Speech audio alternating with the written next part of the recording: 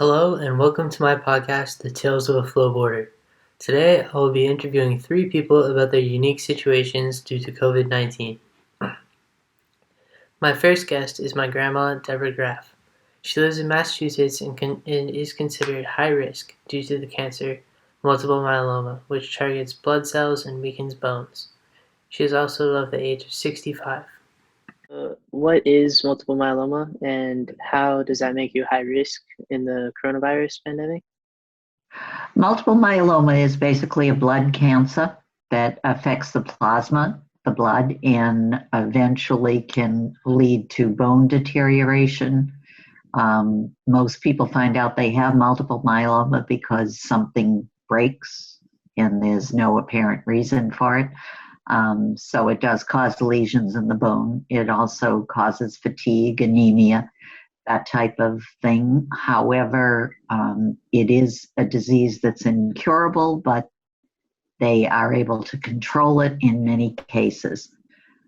The fact that it is a blood cancer and I do receive treatment for this makes it more difficult because then I become particularly high risk in this particular situation. Not only am I older, but I also now have a cancer, which makes it more difficult. So as a result, I have to be very cautious, more cautious than most, and stay away from crowds and people who are known to be have come in contact with the virus.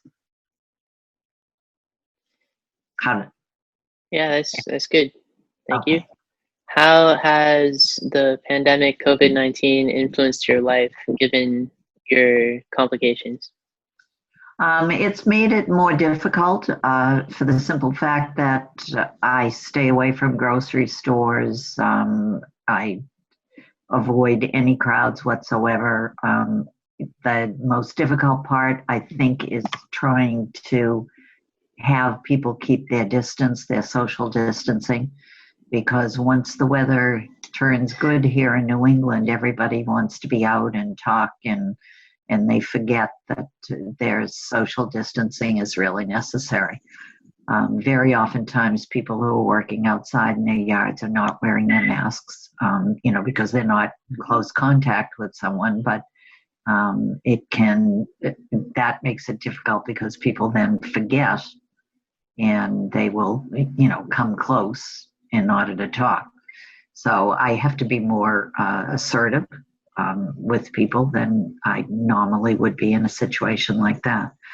The other thing that has made it very difficult, and I'm certainly not alone with this because most grandparents are in this situation, because of the age, number one, but number two, the cancer,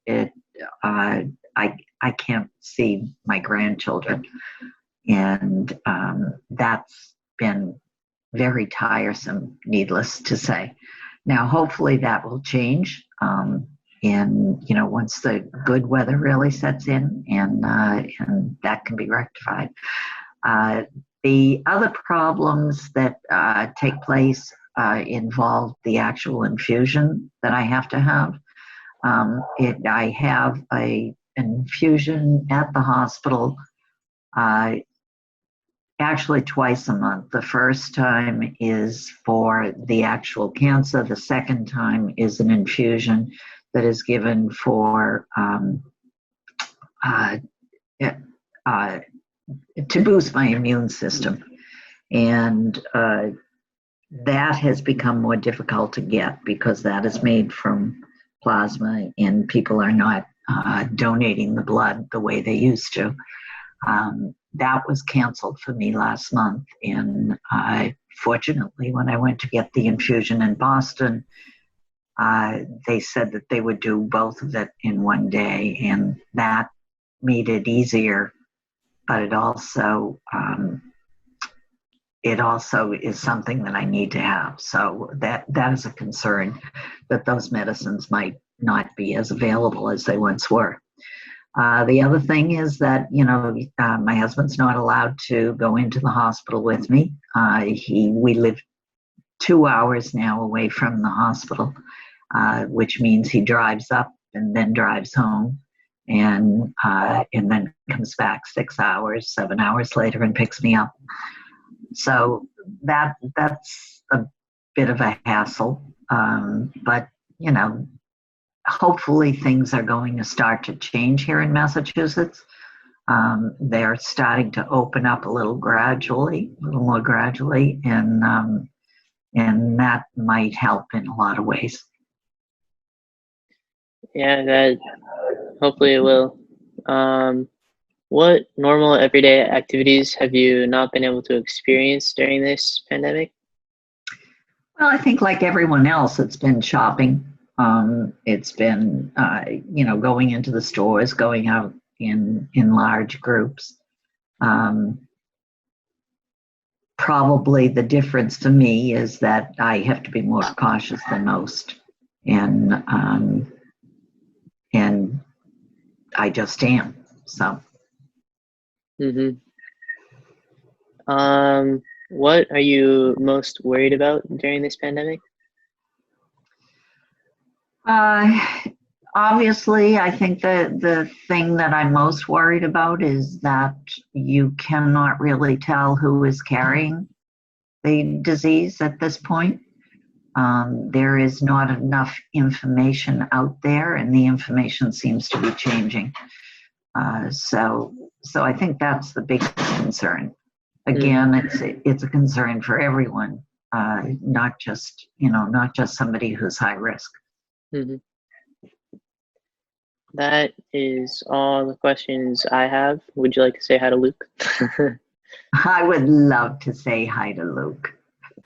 My second guest is another one of my grandmas, Shirley Newman, who lives on Oahu, Hawaii. She is considered high risk due to her heart issues and her old age. I just wanted to start off by having you explain a little bit about what makes you high risk during this pandemic. Okay, I have faulty valves. I have AFib, and I'm old. I'm over 65. All right. Do you want to talk a little bit about how you got your heart problems or anything like that?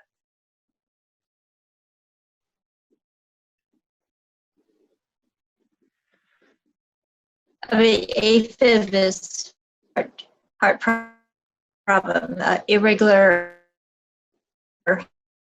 It's constant. It's not, acute. It's forever. Mm-hmm. All right, so I'm just gonna start with the questions then. How has the pandemic COVID-19 influenced your life, given your situation or complications? Well, one of the things that I find difficult, and it really does influence the way I react or the decisions I make, is the fact that there's no one place I can go to get the truth of the situation at hand. Where are we with the progress of the pandemic, about guidance for opening it up or shelter in place, or where on. So I find that, especially given my underlying health problems, do I really want to fly? Like we really want to see folks do the flowboarding. Well, because I can't get where we really are area is, it makes it difficult for me to make decisions. And on top of that is when cities open up, do I really want to go to a restaurant, dine-in restaurant, that type of thing? What everyday activities have you not been able to experience during this pandemic? Visiting with my family members. I I enjoy having breakfast with Mislin and Nikki and Rodney. I can't check in on Gail because of a compromised immune system, that type of things. Mm-hmm. What are you most worried about during this pandemic? Will the country be able to rebound in a positive way? We're so divided. We're so it appears to be a lot of us are anti this or anti that, claiming constitutional rights. Well, where is the reverse of that? Shouldn't we think in the reverse? I go out and I'm spreading the virus. Where is that thought? Not only that, but particularly here in Hawaii, I always think that this is an excellent opportunity to think about diversifying the economy. We have long said, don't put all the eggs into the tourism basket and the military. Well, this is a good time. And I worry that people today are so me-centric, as opposed to what's good for the country. What is the best interest of, I may have to sacrifice a little bit for somebody to get ahead. And I think about that a lot. And I worry. Mm-hmm. Okay?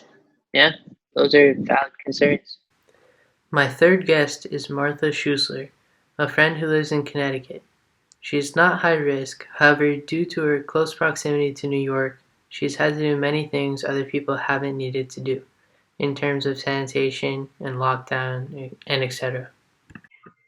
How has the pandemic COVID-19 influenced your life given your situation? Schools closed first, and we literally went home one day and then they closed indefinitely. And we closed like 2 weeks after New York closed. And now it's the law, if you go out, you have to wear a mask. And I have a lot of friends and family who've had the virus. All right. What normal everyday activities have you not been able to experience during this pandemic? The hardest thing is getting food, because a lot of grocery stores have closed and they're only doing online orders, but it's really hard to get an online order spot. And if you want to go to the grocery store, only 6 people are allowed in at a time. So you have to wait in a line, and it normally takes a few hours. And then everything has to be sanitized before it comes in your house. So you have to leave your packages in the garage or on the porch for 2 days, or you have to spray everything down, and all your food, everything. And takeout, you have to put in the oven again and reheat it to kill everything. Oh, we haven't been doing any of that. What are you most worried about during this pandemic? A lot of people are moving away because a lot of New Yorkers are coming here, and people are renting their houses for a lot of money and then moving south to warmer weather where it's a lot less cases. And then if you drive by our hospital right now, there's a ton of tents out because there's not enough space inside.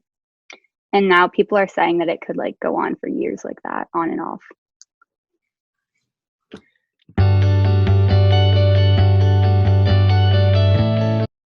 Thank you for listening to Tales of a Flowboarder with Nay Newman. Stay tuned for more episodes in the coming weeks.